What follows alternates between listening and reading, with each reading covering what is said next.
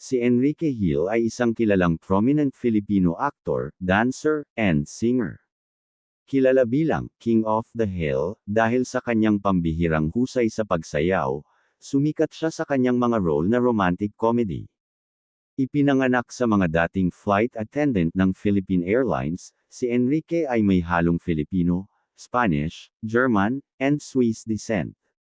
Orihinal niyang hinabol ang pag-aaral sa Information Technology sa San Beda College, Alabang, ngunit kalaunan ay lumipat sa isang business management program sa Southville International School. Pumasok si Enrique sa showbiz noong 2008 sa edad na 16, nang itulak siya ng kanyang ina na sumali sa mga acting workshop para ma-overcome ang pagiging mahiyain.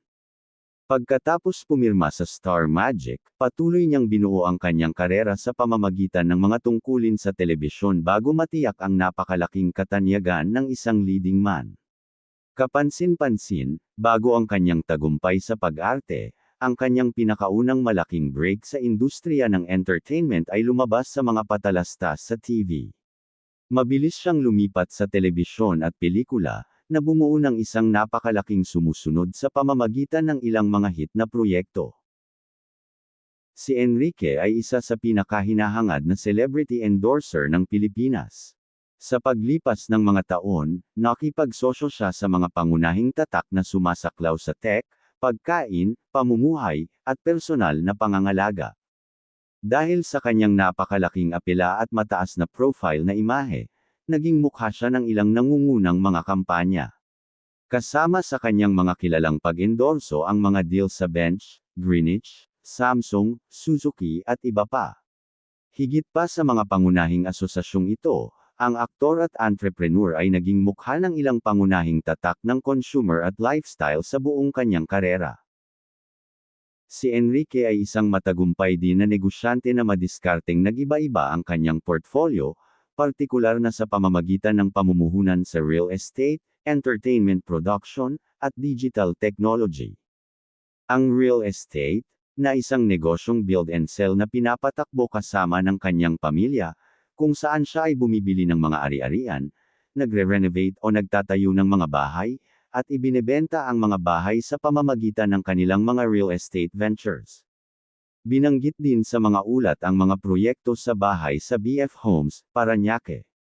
Ang entertainment at production, na nagsisilbi siyang investor at executive sa mga production company tulad ng Make a Break Productions at Immerse Entertainment, na nauugnay din sa Slingshot Studios.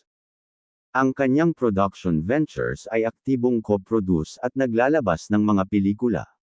Ang digital media, na isa siyang pangunahing investor at chief marketing officer para sa Ticket to Me, isang digital pay-per-view at ticketing platform.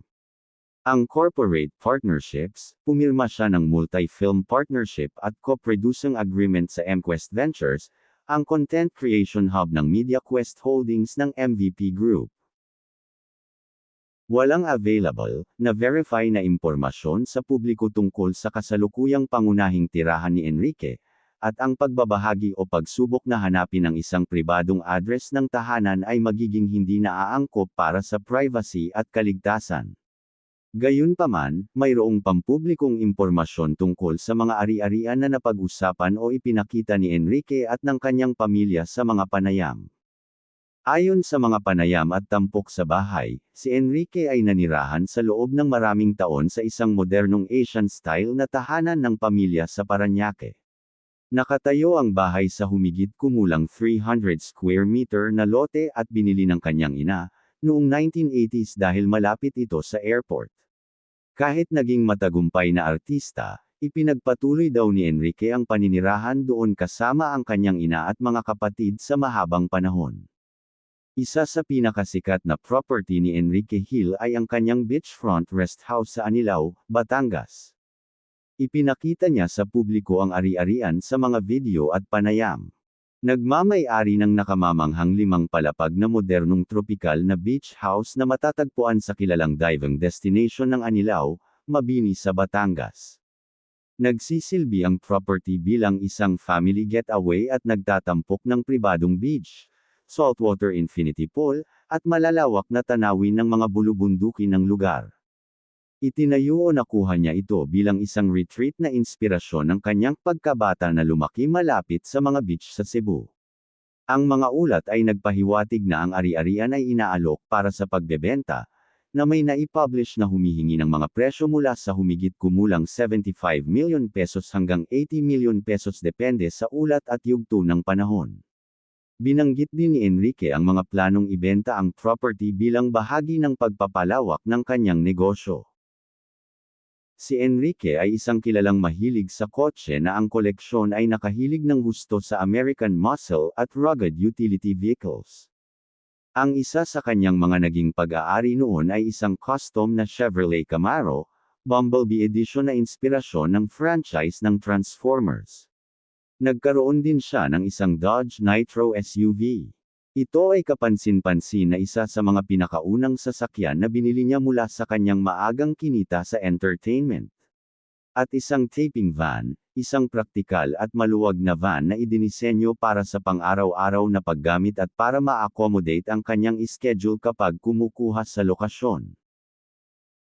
Si Enrique Hill ay isa sa pinakamayamang young star sa Philippine entertainment, na ang kanyang net worth ay tinatayang nasa daan-daang milyong piso, nadala ng napakalaking tagumpay sa showbiz, matalinong pamumuhunan sa real estate, at corporate ventures. Ang eksaktong net worth ni Enrique ay hindi ibinunyag sa publiko, bagamat malawak siyang itinuturing bilang isang multi-millionaire sa Philippine entertainment industry. Ang kanyang kayamanan ay pangunahing hinihimok ng isang matagumpay na karera sa pag-arte at pagsasayaw, mga kapaki-pakinabang na pag-endorso ng tatak, at isang malawak na portfolio ng real estate at mga negosyo. Pinalawak niya ang kanyang portfolio sa iba't ibang entrepreneurial endeavors, kabilang ang digital content production, fintech investments, at trading businesses.